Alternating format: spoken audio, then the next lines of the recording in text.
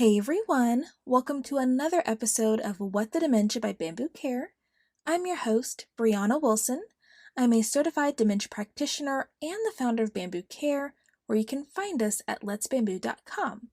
Now, you may not know this, but Bambu Care is home to the Treehouse, which is an all-in-one dementia care resource and education platform for dementia caregivers. If you're interested in learning more about how our platform can help you on your dementia care journey, you can check us out at letsbambu.com/treehouse.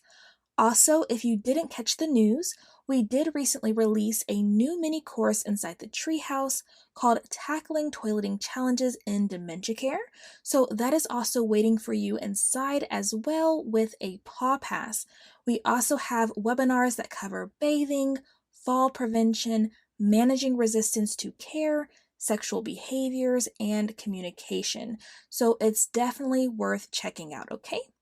If you would like to keep up with us between episodes, consider joining us in our free support community at letsbambu.com/champions or subscribing to our newsletter at letsbambu.com/newsletter. So today we're going to be tackling a common misconception in dementia care, which is the idea that it's the caregiver's responsibility to provide constant 24/7 entertainment. So we'll talk about why this isn't just unrealistic, but also potentially detrimental to both the caregiver and the person with dementia. So, where does this come from? Okay, personally, I believe it stems from the constant pressure caregivers receive from both professionals and other caregivers about the importance of keeping their partner engaged. And while this is true and engagement is very important, it often leads to an over application of the concept. And then caregivers end up overwhelming themselves with trying to keep their partner entertained throughout the day. And honestly, that would drive anyone nuts, including the person with dementia, okay? It's important to understand that as a person's dementia progresses, the cognitive demands of constant interaction or activity can become exhausting or even stressful for the person. And this is why you always hear me talk about the importance of balancing activity and rest. No one needs 24/7 entertainment, but everyone does have different requirements when it comes to activity and rest, okay? And then for caregivers, trying to constantly keep your partner with dementia entertained is a sure, quick way to burning yourself out. You may feel like you're running out of ideas, or you may feel frustrated when your partner doesn't want to participate in what you suggest. And then at times, you may find yourself wanting to step back and take some time for yourself, but then feel guilty about it because you feel like you need to be spending your time with your partner and doing things with your partner. So, what am I recommending you do instead of trying to entertain your partner 24/7? Well, for one, it's important to consider the personality and interests of your partner. For example, my mom retired without having any hobbies and never really took the time to explore her interests either. So, unfortunately, she doesn't have a lot of natural interests, but she does like messing with her plants, watching TV a lot, tinkering with broken things or doing random DIYs, and playing like board or card games. But besides plants and watching TV, she's usually not going to initiate engaging with any of these other things on her own. And then, as far as carrying out long, drawn out conversations or answering a whole bunch of questions, not going to happen. Honestly, that's probably the quickest way to irritate my mom. So, it's important that you know certain things about your partner and what they're interested in. And if they do like to talk, what do they like to talk about? Because it will give you a good starting point for how you can engage your partner with dementia when you do. This is a big, big key, okay? Now, people with dementia typically thrive best with a structured routine, a predictable schedule that balances what? Activity and rest. And we actually did a whole podcast episode on establishing a routine and choosing activities. It's episode 32, okay? And any good routine is going to also include self-care.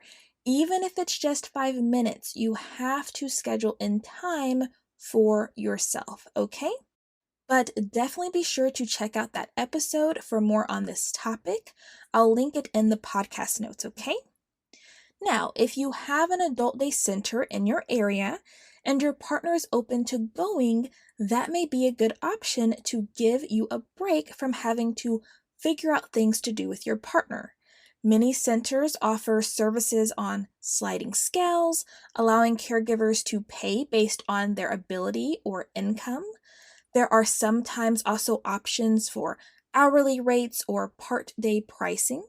In some states, Medicaid covers the cost of adult day programs, and with approval, long-term care insurance may cover some expenses as well.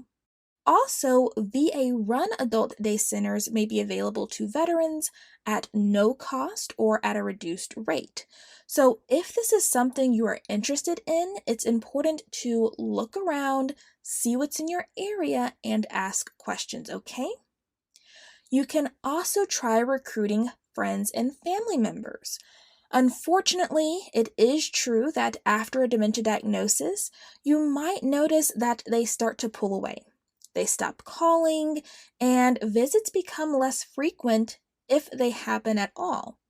And often this is because they don't know what to do or say.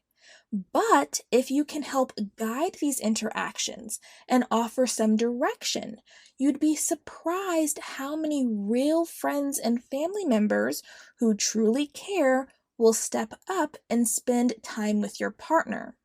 Now, since it's not realistic to entertain your partner 24/7, and adult day centers may not be an option for everyone, plus you might only have family or friends visit a couple of times a month, what can you do that's sustainable and part of an everyday routine? Well, one key solution is setting up activities that your partner can do on their own. These are activities that just stay out to inspire curiosity and action.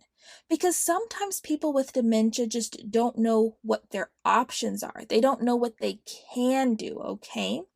Now, of course, this would be based on their interests, and it may be helpful to have a sign to go with it, like please fold the napkins, please fold the laundry, please sort the office supplies, please put the puzzle together, please color a picture, please paint the birdhouse, please paint a picture.